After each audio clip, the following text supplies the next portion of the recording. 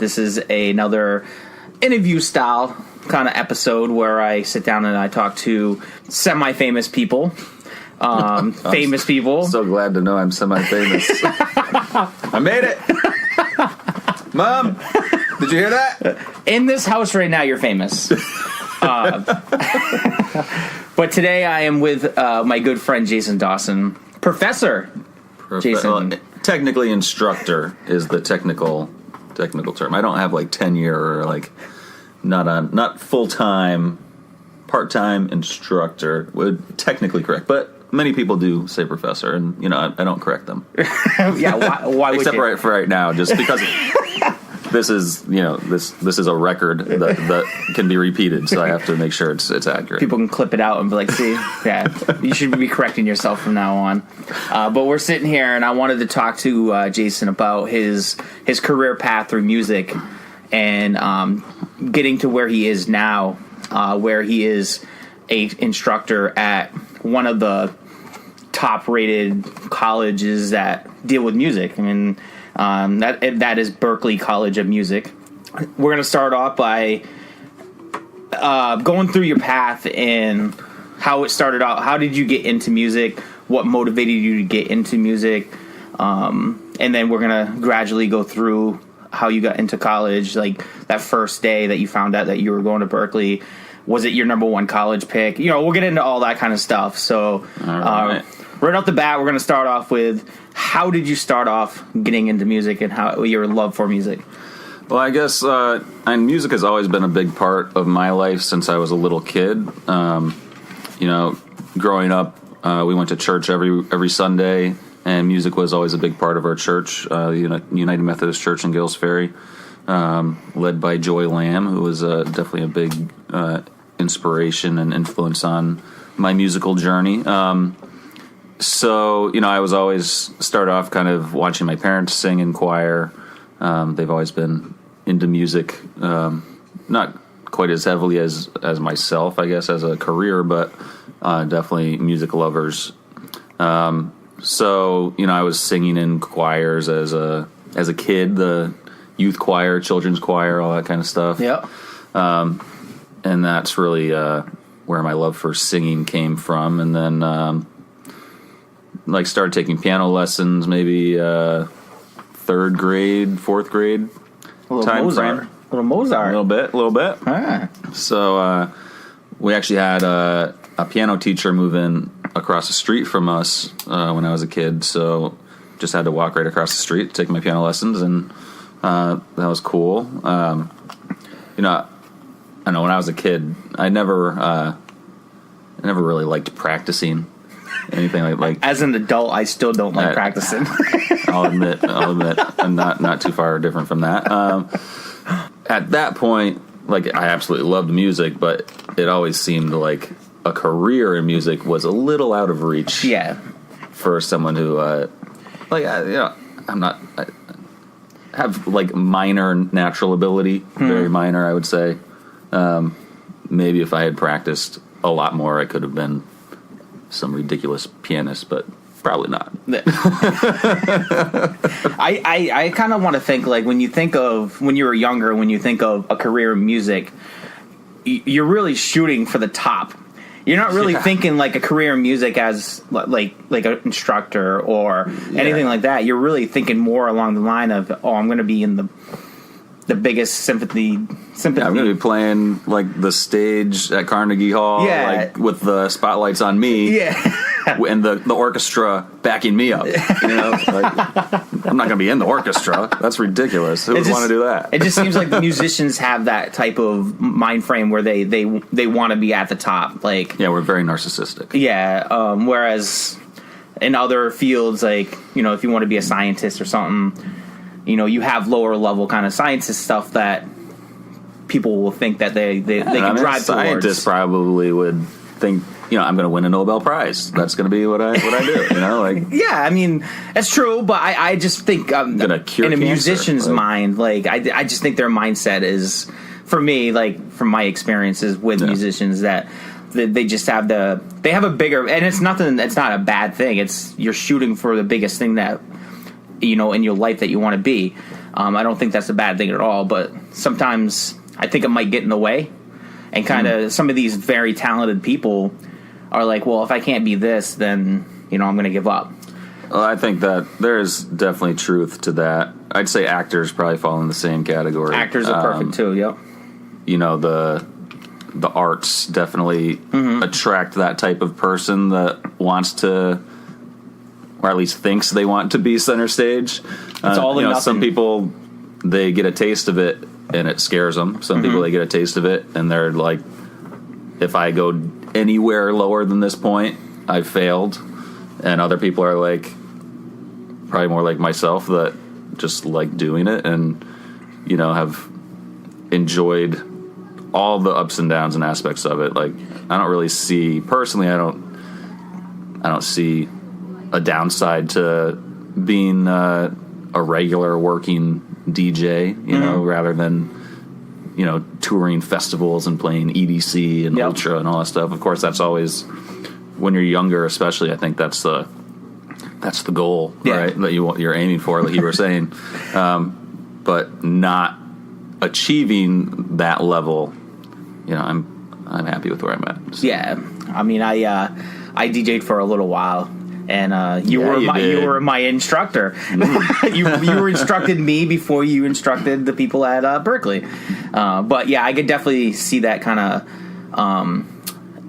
It was a tough world to be in, to be honest with you, where I thought there was a lot of people being friends to your face a lot, but behind your back they're kind of like, why is he there? He's only there for this. I mean, it goes along the lines of everything that you do in life, in your specific kind of group that you're in. But I just felt like that DJing world was really, really cutthroat, because there was so many DJs. I mean, yeah, there's quite a few. And I mean, as a DJ, whether you made it to the festival stage or not, when you're playing, you are the center of that party, wherever that party is, no matter how big or small it is. So whoever's at that party, like, you're the person in charge of it, pretty much. So exactly, people are gonna have feelings some way or the other, no matter how big or small that crowd might be. All right, so you're starting off and you're going to church, you're in the choir, you move, you're going into high school.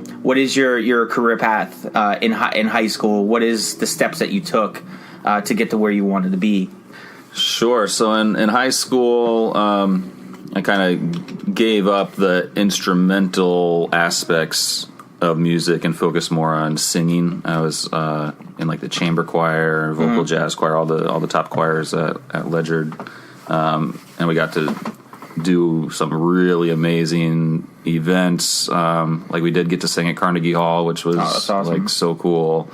We got to tour England and France.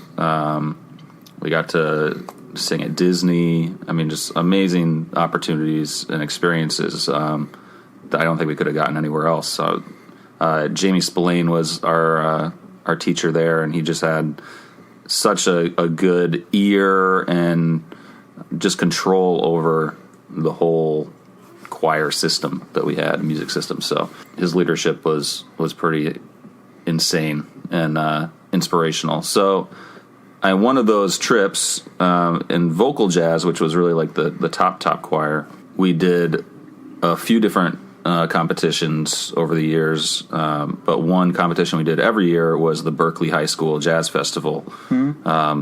So that was, I want to say it's in the spring, so it's probably coming up pretty soon for this year's competition.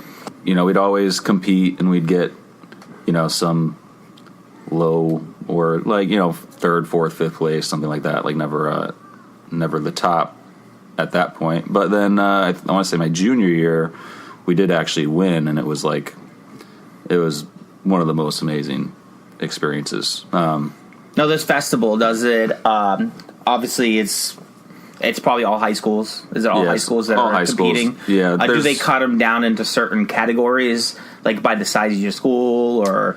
They do. I'm not exactly sure what those categories are, but they have like instrumental categories for like jazz bands versus vocal groups and things like that. I think it might be broken up into like the choir size, those types of differentiations. So there's definitely different categories. So whichever category we were in, which I couldn't tell you now. That was a little bit ago. Quick question. This is kind of diverting off a little bit, but was acapella like big? Like back then, was it a thing? I mean, I know they had like barbershop quartet kind of things going on, but with the height of, I can't remember the name of the show, but there was a show that was on TV that did acapella competitions, right? And that's where like Pentatonics came. Yeah, and then you had the Pitch Perfect like kind of blowing up, and people really getting into that kind of thing. There were acapella has been really big in certain college scenes for a long time, especially the like Ivy League schools. A lot of them have really top-notch a cappella choirs that compete. I'd say as far as like the mashup a cappella stuff, which is more kind of what you're talking about, like the Pitch Perfect, like blend this song with that song, which really ties in pretty close to with that really came from us DJs. You're welcome. So they were taking that DJ mashup style and making that a vocal thing, kind of taking that classic a cappella ability and bringing it to just a new edge to it, which is super cool. Yeah, I mean, it's super fun to watch, and especially because even now Ledyard, I have a friend that has a kid that's in Ledyard choir and stuff like that, and I've seen them do their a cappella stuff, and it's just kind of cool seeing them. I mean, obviously they're not as good as like some of these big ones that are out now, but it's still kind of fun seeing kids do that kind of stuff, and it takes so much time to learn, and it's cool to watch. I mean, it does take a long time for a group to get that togetherness that you need to like just know this is exactly the syllable you take this breath for this long so that you can all come in on this syllable of the word. Like, it's crazy when you really break it down to like the little bits. Like, those are the kinds of things you have to think about for it not to sound like there's 30 people saying the letter T. You want it to sound like one person, with 30 voices saying the letter T. You know? So, all right. So you guys are at Berkeley College and Music Festival. You guys won your junior year. Yep. So that was my introduction to Berkeley. I really didn't know about Berkeley before we were in those competitions, and Berkeley obviously had different little booths set up so you could investigate the school and see what programs they had to offer. And that's when I noticed this program they had called Music Production and Engineering, which is one of their majors. And I was always really interested in the technology of music, and just technology in general has always been really interesting to me. And so music production engineering is really about the recording aspects of music. So using the big mixing boards with like 96 faders and all these knobs and buttons and stuff that like you look at it and you're just like, what? So that just seemed like super cool to me. So that's kind of where I thought, that might be a path I might want to go down as a more realistic musical career path than being out there singing playing an instrument in front of people, which was not a realistic career path for me at that point. It seems like it's more of a, correct me if I'm wrong, but more of like a independent kind of thing that you can do, where, singing, if you want to be like a famous singer, obviously you can be a solo singer, but you also need a lot of stuff to work around you to be at the same time. Whereas if you are just producing music and stuff, it's kind of something that you can do almost by yourself. It is now. It is definitely a lot more of that now than it really was at that time. I mean, that was, we're thinking like 99, 2000, which is really when things started to kind of go that direction. Yep. At that time, like to record, this was before, or right at the beginning, really, of computers even starting to be used as a recording tool, Yeah. So, and things were still being recorded to tape, like digital tape, but tape. So, and like you weren't recording music to hard drives and things like that. It was just too expensive. So things really were still, you had to work at a big recording studio if you were going to have a career in production. In production. Yeah. Or spend a ridiculous amount of money on all this gear to have your own studio, which, yeah, that wasn't going to happen either. All right, so you got it in your head now that you're thinking production now. Your path to music is going to be into production. From that, how did your life change from there? Your perspective on music from that point on. How did you change from going from singing to producing music? So to get into Berkeley, you do have to play an instrument. You have to have musical background, experience, and training, which is partly why it's such an amazing school, because everybody there has a good music base to start from. So I did have to audition. So I had to record a few songs for singing. So I was a voice principal instrument there. So I had to take 4 semesters of voice lessons with actually a really good a cappella teacher, Paul Pampanella, who was part of Vox One, which was one of the groups whose songs we sang when we won the Berkeley Jazz Festival that one year. So pretty crazy, the circle of things going like that. But so I did still have to do some actual music performance. Yeah. So when I realized that was kind of the path I wanted to go on, I started looking for ways to test that out back here at home. And like most schools, there's on the job training? I forget, job shadowing. There you go, job shadowing. So I did a job shadow at Foxwoods with Foxwoods Entertainment. So I got to hang out backstage at a show, blanking on the name of the guy. He was like a Frank Sinatra type, old school, Bobby something. I don't know. Yeah, we'll just call him Bobby something. Yeah, Bobby something. Yeah. But there actually was another guy, Bob, who was one of the techs there, and he had mentioned that he had just opened a recording studio in Westerly, like right in downtown.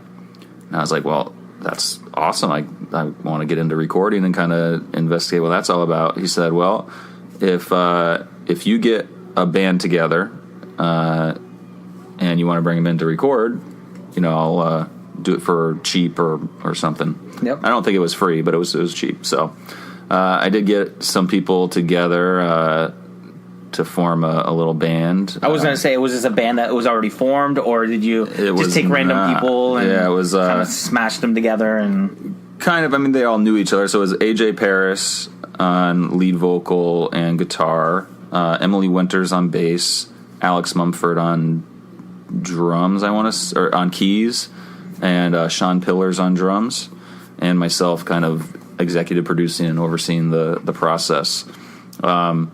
So AJ is probably still a really good songwriter and had a good set of songs for us to start from and learn and practice. So we kind of did a few practice sessions at someone's house, and then started going into the studio a few times to actually do the recording, and did like a 2 or 3 song demo CD that we all bumped for a long, long time. Let me tell you. Now, do you still have this CD? Yeah, it's. I definitely have the tracks. Nice! I'm gonna have to listen to those after. Maybe we can get a track and play it at the end of this episode. Yeah, I mean, man, honestly, the songs are just so good. Like I listened to them.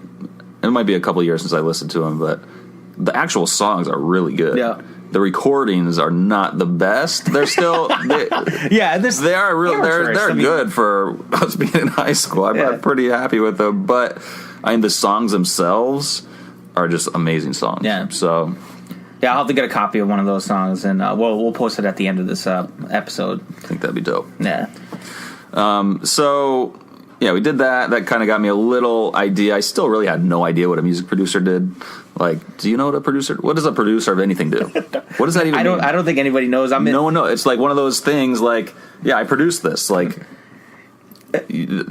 does that mean you like just put the money up? You have money, or like, did you make money? Did you lose money? Are you just like hanging out there with them? Like, what does that even mean? It's kind of like in the movies, you got the executive producer, you got this producer, you got like how many of those people do you need? How many producers do you need to produce one movie? Like, yeah, I don't think anybody really knows except for maybe producers don't even know their jobs. Maybe I always believed when I started getting into movies and stuff that they were just the front man for money. Like, they were the ones going on set and kind of watching and making sure their money is being used properly. But I could be totally wrong. I think that's definitely an aspect of it. I mean, I think I've come to realize and have a better understanding of what they are now. Like, a producer now, I understand. Well, there's different kinds. So the kind of producer you think of now, and as far as music goes, is the person who like creates the beat, right? Yep. So like a Swizz Beats or someone like that. So that's one type of producer. Or you have like, the executive producer like P. Diddy, who did come with the money, but also has like an overall vision of the project and is kind of overseeing. They're kind of like the business mind behind the project, basically, whatever that means, whether that means they have the money themselves or they're going to find someone who has the money or whatever and kind of put the whole thing together. Yep. So this music production and engineering degree, obviously production is in there, and I still really had no idea after this experience of recording a band, like what the hell that meant, even though I was like technically like the producer of this project. It was a very confusing time. But nonetheless, I did go and look at, I think, one other school in Long Island that had a similar program, but it was a very small school, and I'm pretty sure the only school I applied to was Berkeley. All right, so you put all your eggs in one basket. All the eggs in one basket, and did get accepted, which was pretty thrilling. I have to say, I wasn't, after my audition tape that I sent in, I wasn't like that convinced that it was going to happen. Well, what was that day like that you got the letter in the mail saying, you have been accepted to Berkeley? Like, what was going through your mind, and like just foreshadowing for the future? Like, I'm gonna make it. I'm gonna do something. I'm gonna, I'm going to Berkeley. Like, Berkeley's definitely. I don't remember the exact moment, but I do definitely recall like that feeling of just like kind of relief that I really do have this shot now to like actually be that person that I always thought I wanted to be. I don't have to go to Three Rivers now. Yeah.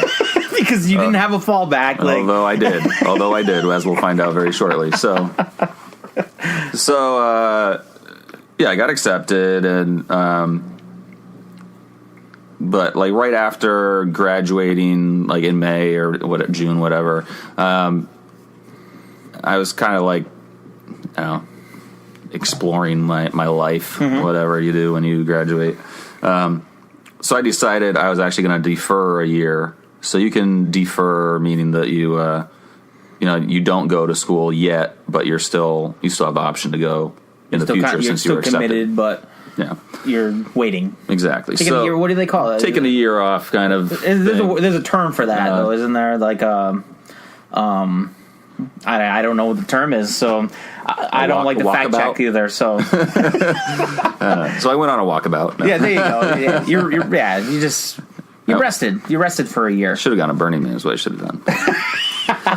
But I didn't do that. So you took a year off. Instead, I did go to Three Rivers that year, which was actually a really good idea. Not because of my experience at Three Rivers, but because it let me focus on more of my music classes rather than all these gen ed classes like English and math and all this nonsense. Yeah. Stuff that you don't need. Right. Yeah. I do use some math actually these days. So I'll give math. Math gets a pass. They were all right, okay? All the teachers were right. We were all wrong. Now I know. I think we got a little visitor. Uh-oh. Hey, what's up, Lucas? You want to come sit over here with me? Okay. Lucas is in the building. We're talking into the microphone. You want to say hi? No. Okay. So yeah, I got to take all that nonsense stuff during that year, and then all my friends who were like starting their freshman year at Berkeley, they had to take all these extra classes that I didn't have to take. Yeah. So I had like extra time to focus on like what I actually wanted to do, and yeah, I think they definitely had a much tougher time having to deal with all that stuff on top of all their music classes than I did. So yeah, Three Rivers is, it's a community college. That's it serves its purpose there, I think, and yeah, I saved myself a little bit of money and time and hassle. Yep. So when did DJing come into your? Are we leading up into that, or has it already happened? That has already happened. Believe it or not. Believe it or not. So how did you decide that you wanted to get into the DJing world and go out there and put music in front of people and make them dance, or just listen to some? Sometimes you just got lounge DJs where they just sit there and listen. Yeah. What made you think that you wanted to be a DJ? I always say that it goes back to middle school, actually, where our group of friends, is a group of, 10 or 12 of us that were always hanging out pretty tight.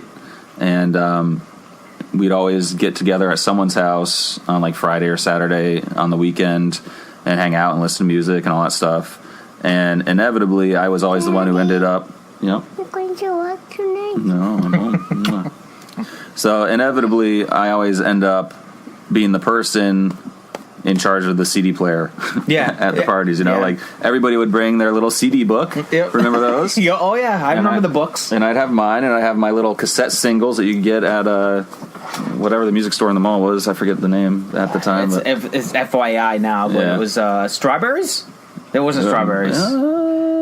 There was definitely the Strawberries in the New London Mall, right? Yeah, but I remember the one in the Crystal Mall too, and I don't remember the name of it off the top of my head.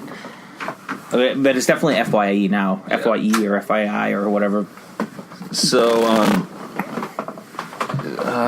yeah, I was always in charge of the CDs and the music at the parties, and it kind of just got me in the mindset of kind of being in control of that kind of environment, I guess. And then I remember in middle school getting my hands on some music catalog, like a Sweetwater catalog or PSSL or something. And like, I think I'd just seen actually the movie with Tupac, Juice. Oh, Juice. Okay, yeah. So I'd just seen Juice, which honestly is like literally a huge influence on my life, which is kind of crazy. Yeah. And there in Juice, there's this like epic DJ battle at like kind of the climax of the movie, and it was just so cool. Yeah, seeing these guys do it. I mean, when you go back and look at it now, it's like totally fake, but so cool at the time. Like you can tell now they weren't really doing it. Like someone else had definitely recorded all that stuff, and they're miming it. But like Mike Epps kills it and just like wins his battle. Is so dope. And of course, like I'd seen different DJs like around on TV, like MTV and things like that, but I never really had a real understanding of like how they did what they did. So I got my hands on this catalog, and I'm looking at like mixers. I'd heard somehow like a DJ needs a mixer. Yeah. So I'm looking at all these like little more like recording mixers like a band would use, but like smaller versions. And I'm like, that doesn't look like what I saw in Juice. Yeah. That looks completely different. But, I mean, I guess that's what I need. I don't know. So, and this was long before the internet was, like, the place to find information like this. So. Oh, yeah. You couldn't just look it up. Like, No. what do I need? to be a DJ, what do I need? Yeah. Like, now you can just... Literally, you had to buy VHS tapes of stuff. Oh, yeah. It's crazy. So, I'm starting to kind of investigate this stuff, but still don't really have a good understanding of what I need to do it. And it wasn't until high school I saw at Radio Shack that they had these mixers that actually looked like what I would need. Yeah. They have this crossfader in the middle to fade between two songs, and volume fade, two volume faders. I was like, this looks like what I need. So I show my parents, and I just bug them relentlessly. So finally, my parents get me this 2-channel Radio Shack DJ mixer for Christmas of, I believe, my sophomore year. So this would have been like Christmas of 99 or 98, Christmas of 98, I think. So leading into 99. So all I had when I got this mixer was my parents' 5-disc CD player, my boombox that had like audio outputs, 2 tape decks and a CD deck. I had my parents' like old turntable that was not like a DJ turntable. Wasn't it Technique? It was actually a Technique. Oh, was it? Okay. But it was not a 1200. No, it was like, okay. One of the consumer models.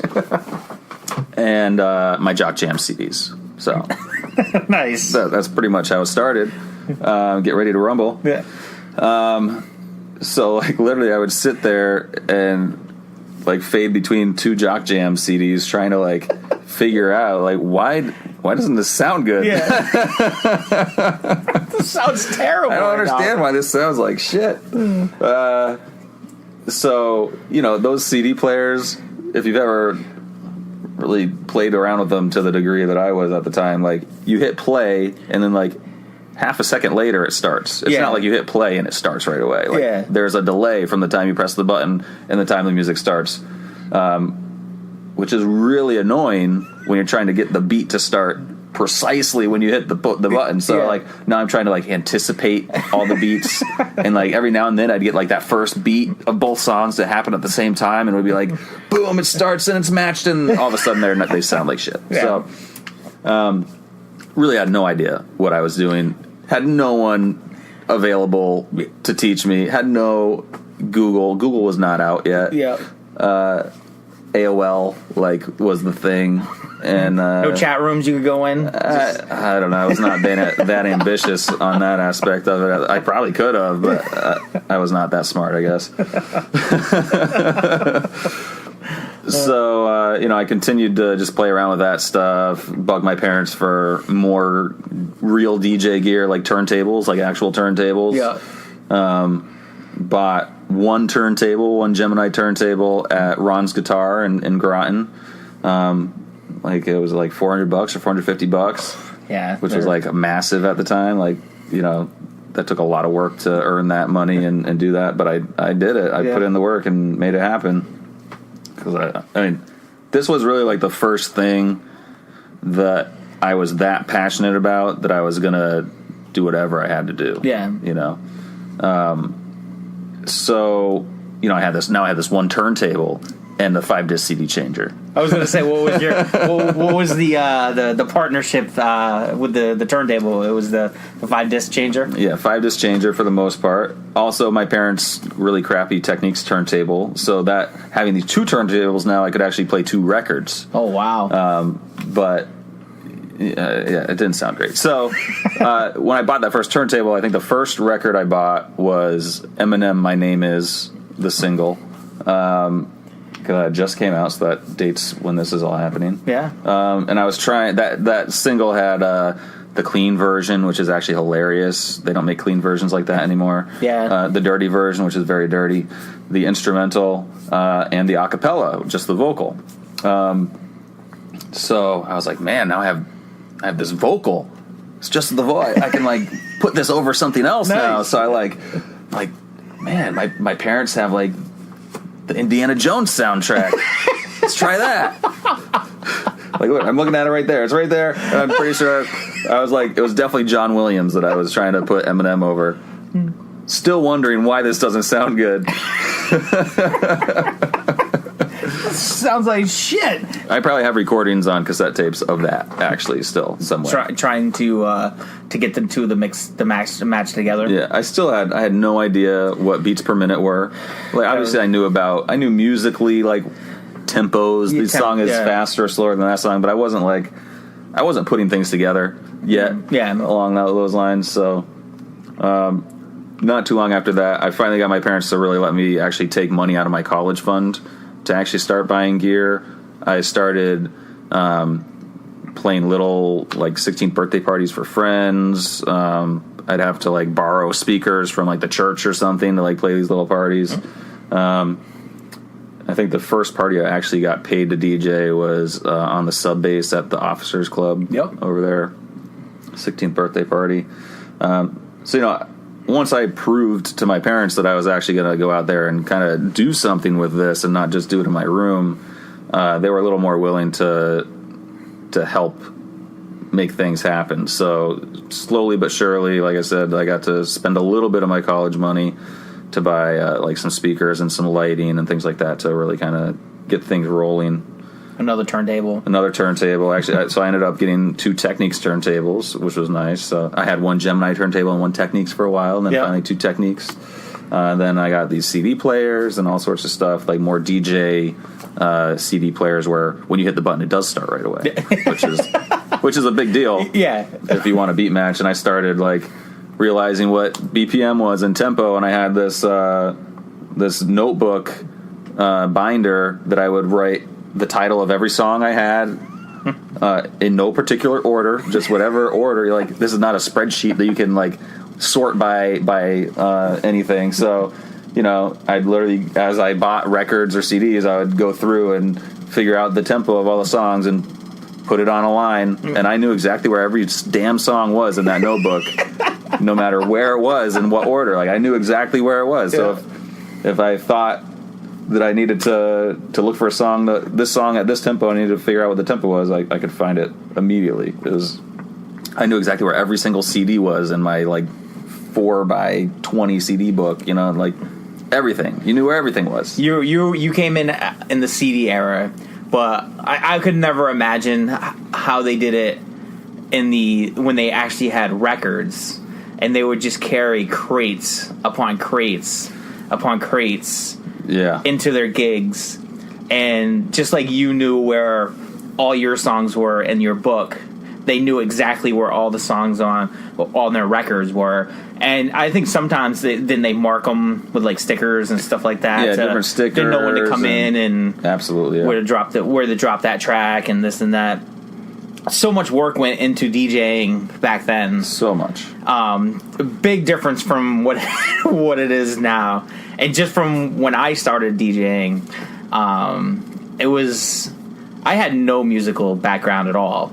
The only background of music I had was I was forced to be in the choir in middle school, and I got caught one time lip syncing, and I was lip syncing Watermelon. That's the one, though. Yes. That's the way you do it. And I remember it. I remember the teacher coming up to. I was always in the back on the back riser. She came up to me. She put her ear right up to my mouth. Ms. Alatalo? No, I was in middle school, so I was in Maine at that time. Oh, okay. So I remember her coming right up to my mouth, and I didn't deliver anything. I don't know why I didn't attempt to sing at that point. Yeah, you'd think when you see the teacher. It could have been I didn't know the song that we were singing. I don't remember why, but all I remember is, Chad, you just earned yourself a solo. And luckily, I didn't have to do the solo in front of a big group of people. I just had to do the solo in front of our class. That's a big enough group of people. That was the worst experience of my life, because if anybody knows me, I cannot sing at all. I want to make believe that I can sing sometimes, but I can't carry a tune worth anything. I am a lot more known for my rapping abilities than my singing abilities. You want to give us an example of that real quick? No. Just come to any karaoke that I've ever been to. True, Baby Got Back. Yes, that is my go-to. That's Lucas's favorite song, actually. Yeah, nice. Unfortunately. Baby Got Back. Classic white boy song, I would think. Yeah. Can you say what's the beginning of that song? Of Becky? Oh, there goes the microphone, guys. Careful. Do you want to say it? What's the beginning of Baby Got Back? He tells it to me all the time, even though I tell him not to. But I blame his mother. Yeah, you don't want him singing that in school. All right, so you're in the DJing world. We're gonna make this a 2-part episode because how far are we? We're 40 minutes in. I wanted to get a couple other things, but we're pretty much we're almost through your Berkeley career. We're up to your Berkeley career. You were majoring in production. Yeah, music production and engineering. So learning how to record in a recording studio, learning how all the big mixing consoles work, learning what all the different effects and like recording technology does, and learning where to put a microphone in relation to an instrument if you want to get a certain type of sound, and what different microphones do. So we got a singer in the background. We do. And I was definitely loving that, learning all that. But again, I didn't feel like once I got there and was doing it, like it didn't seem like necessarily working in a recording studio was the path that I really wanted to end up pursuing. Yeah. So I was still DJing at the time. And going home from Boston, coming back to Connecticut on some weekends to DJ at like Ledyard Middle School and stuff, and different parties back here. And I was getting heavily involved at DJing at Berkeley at the time. That was like the major thing, I guess. So, were you doing like house parties or were they Berkeley associated events? Berkeley associated events. So Berkeley is not a house party kind of school for the most part. Look, Eric Andre went there. He did. Eric Andre was in school with me, and I had classes with him. And I know. I definitely wanted to talk about that a little bit, but we will get into that in part 2. So when I got to Berkeley, one of the first things I noticed, or the first things they tell you about at school, is like the student activities that you can be part of. Mm-hmm. So they have a student activities fair at the beginning of the semester where you can choose to join different clubs and things like that. And one of the clubs that I'd seen on the list was the Turntable Club, Turntablist Club.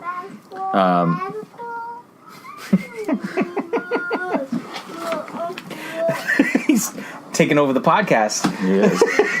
So the Turntablist Club seemed like it was right up my alley. More DJs. I'd never really had a chance to interact with any other DJs ever in my life.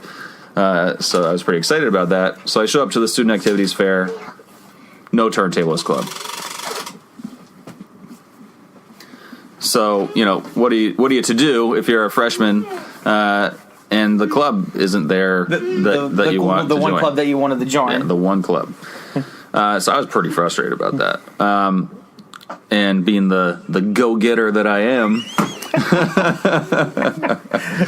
I decided, I'm going to figure out what I got to do to get this club going. So I went to the student activities people and said, what do I have to do to get this club going? And they told me, and like one of the things is, you have to get a sponsor, basically an advisor for the club, and you have to get members. So how the hell do you do that? So I did a little research and realized that this guy, Steven Weber, was a teacher at Berkeley, and he had actually written a book about how to DJ called Turntable Technique. It was like the first instructional book coming from a music background on how to DJ. Mm-hmm. Pretty amazing stuff. So I was like, well, that's the guy I need to get in touch with. I need to talk to that guy. Just so happened he was like in the MP&E music production and engineering department as well. So that's a great thing.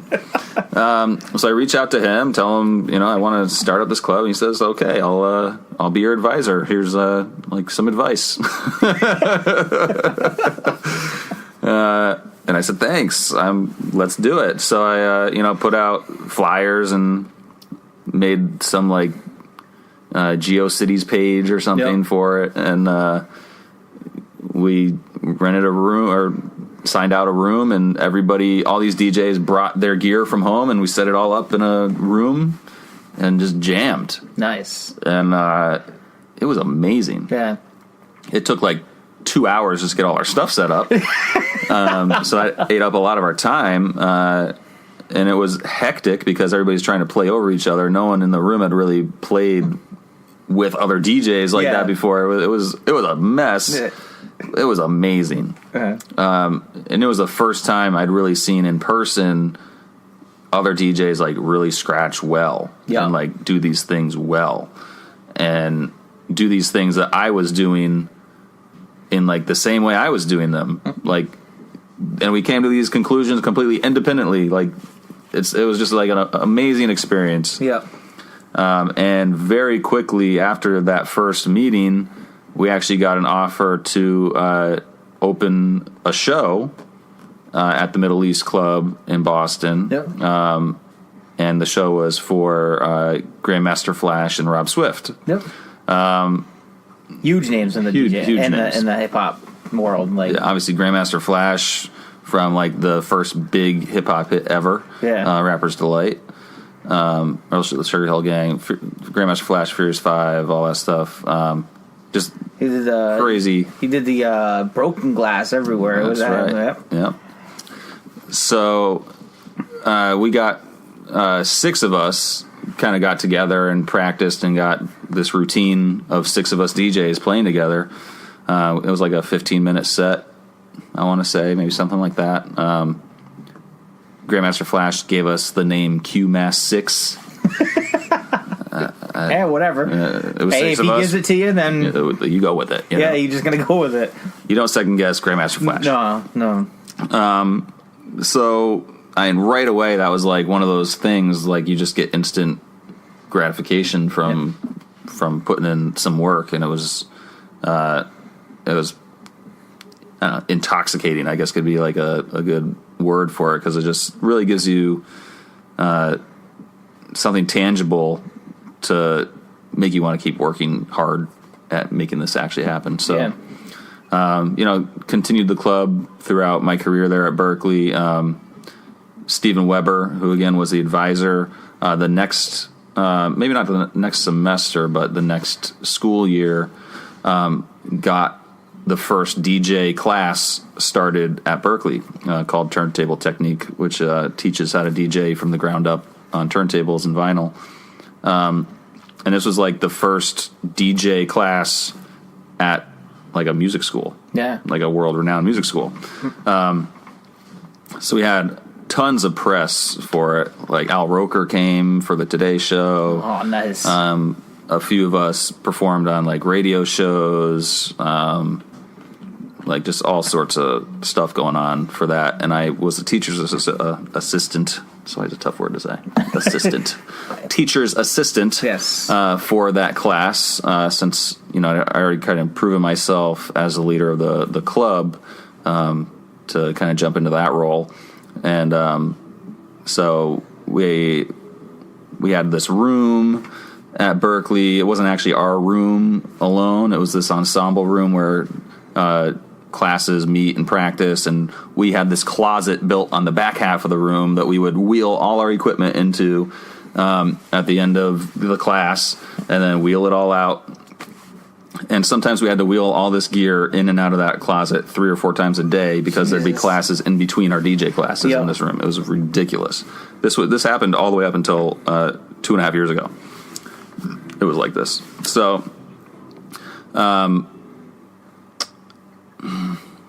what happened next? What's mainstream to you? The ending of your Berkeley career, Sure. and because that's where I'm going to stop. We're going to come back. I'm going to come back here. We're going to talk a little bit more because we didn't get into half of what I wanted to talk to you about. Everywhere from producing music for Rampage, The Last Boy Scout, to you having your own podcast before podcasting was even podcasting. Damn right. Before everybody had a podcast, you had a podcast. I want to talk about that. So what's mainstream to the end of your Berkeley career, and where your sights were at that point? Where did you want to be after you graduated Berkeley? Sure. So yeah, finished the degree, graduated in May of 2005. Got to DJ a bunch around the school and kind of get some good experience with that. I definitely knew I wanted to DJ still. I wasn't quite sure still at that point where that would lead me. It still seemed like DJing as a profession was still a bit of a pipe dream. Yeah. From the time of high school, I'd kind of thought about DJing as like, I want to open a club, and it would be so cool to like do this thing and just be cool. It'd be so cool to be cool. I think that's DJing. That's the mindset of every DJ. Is like, you're the coolest fucking person in the world. Because I know when I was DJing, even though I knew I wasn't the coolest person in that club or in that music venue that I was at, in the back of my mind, I thought I was the coolest person. And I was like, everybody is out there listening to me, whether they like it or not. Exactly. It's one thing, but you are the center of attention, and you have to have a special kind of mind to be a DJ, because you are from anywhere from a music venue to a wedding. You're making that event. You can mess that event up. Oh yeah. And you hear about that happening all the time.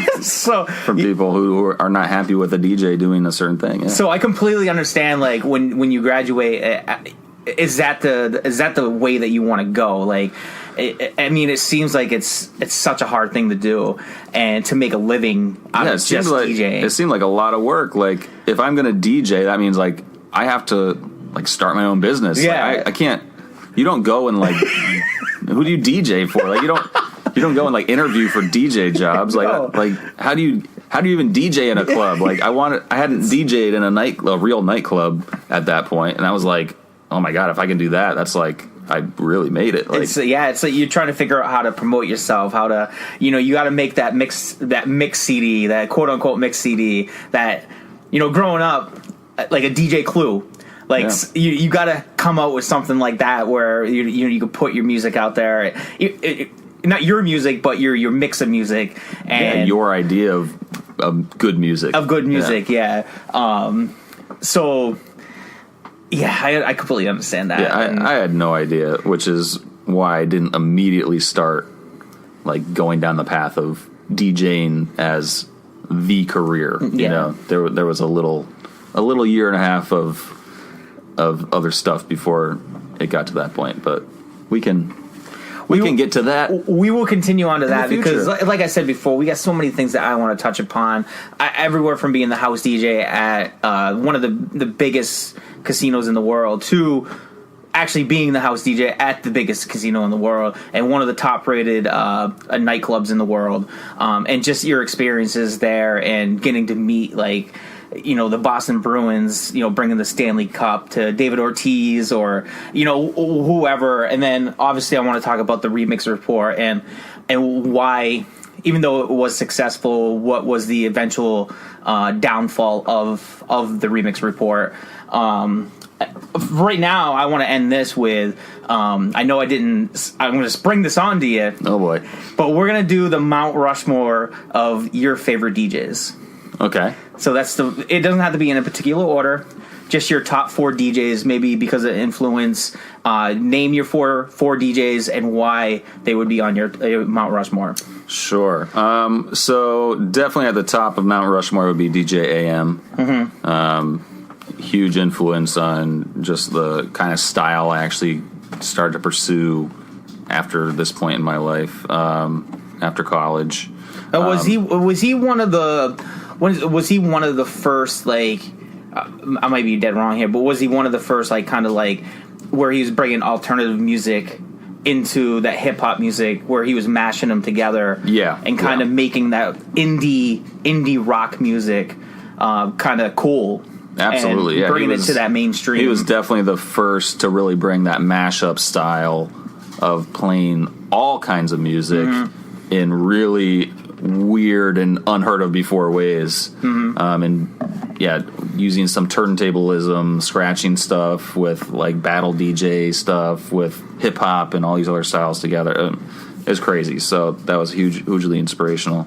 DJ Riz, definitely one of my favorites. Part of Crooklyn Clan, which is a huge name in the DJ world.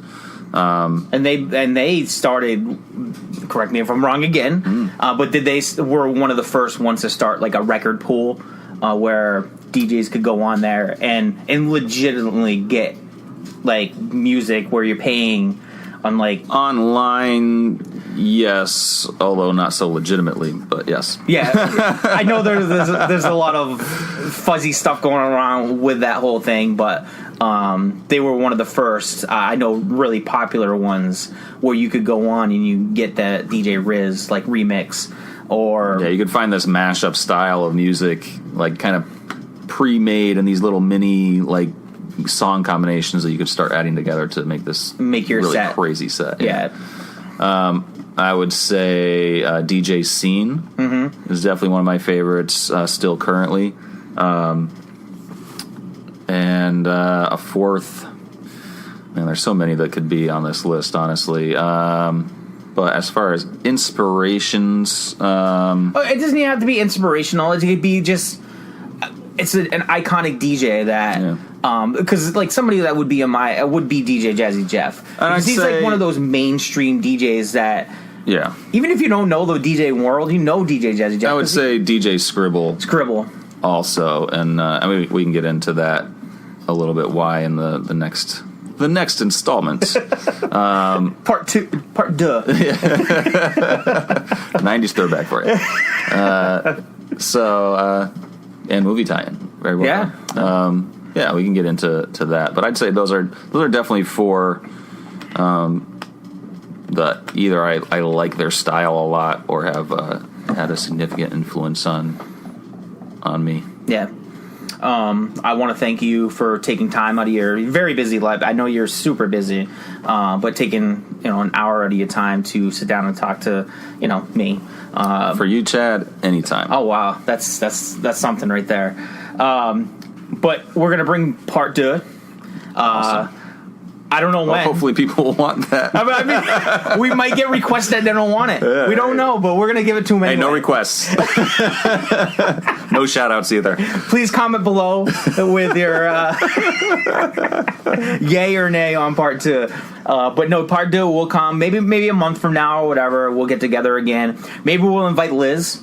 That'd be great. The next time, and maybe Liz will bring a different perspective into it because she wasn't in the DJing world, and she may have some questions that I might not have. It might be a longer episode with her here, but I would welcome that. Yeah, I would welcome Liz's perspective. Liz, we missed you today.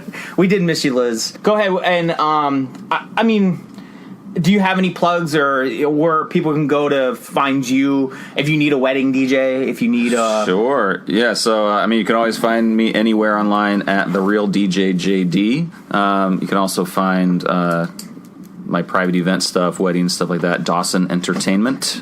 Definitely go add those, follow those on Instagram and Facebook and all that stuff. You can see all the cool stuff we're doing these days. Definitely gearing up for another awesome wedding season with... all the lighting that we're doing as well. Lighting, photo booth. We just got this dope photo booth, which you probably saw out there. Picture. Yeah. So cool. So lots of awesome stuff. Definitely would love a few extra likes and follows and all that. And as always, you can find me on all the social medias. Instagram is where it's at. I've been telling a lot of people that don't have Instagram. Once you get Instagram, you're gonna be a little bit less Facebook. Like, I'm a lot less Facebook now. If you follow Gary Vaynerchuk, he's all in on Instagram and Facebook, but Instagram. I'm gonna have to follow. I don't know who that is. Oh my God. So yeah, I mean, I'm gonna start following him. Good plug for him right there. But as always, you can find us on iTunes, all our episodes, and stay tuned because our YouTube page is getting revamped. We're gonna start doing more videos. So please, I've gotten multiple requests of people that say they want to see me. So I'm gonna be putting out some more videos. And, hopefully Liz will be accompanying me with those. And thank you for listening. And stay tuned for part 2. Comments below, questions that you might have, Jason, for the next episode. Thank you for listening, and I love you guys.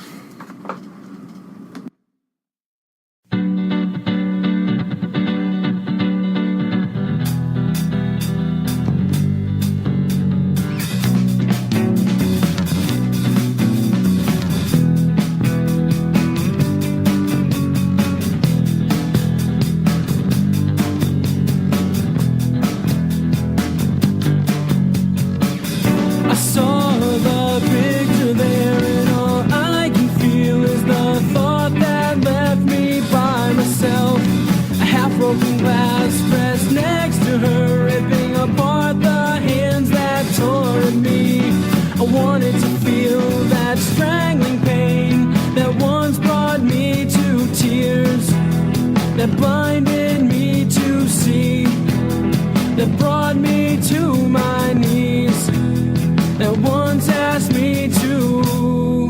No, not this time. I don't wanna sing about the things that stab so deep in the side where her eyes would be forever crying down to the bone.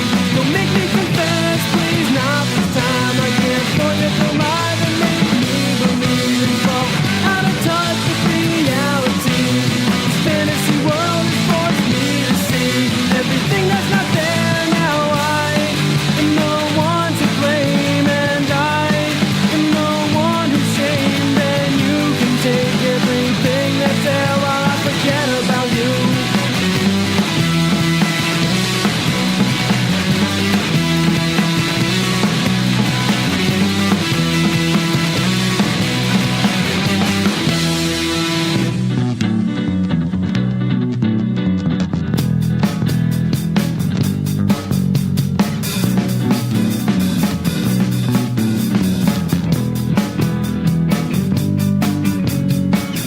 I felt the anger here, those things that rang our desire to be left alone. A half-wanted fear drifts through the air, ripping apart the voice that shattered me.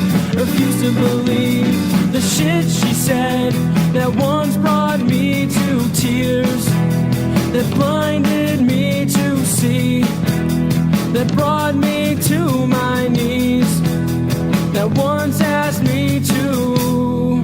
No, not this time. I don't wanna sing about the things that stab so deep in the side her eyes can be forever crying down to the bone.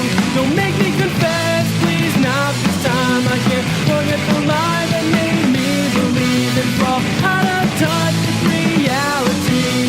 This fantasy world has forced me to see everything that's not there now. I am the one to blame, and I am the one who's shamed. And you can take everything that's there while I forget about you.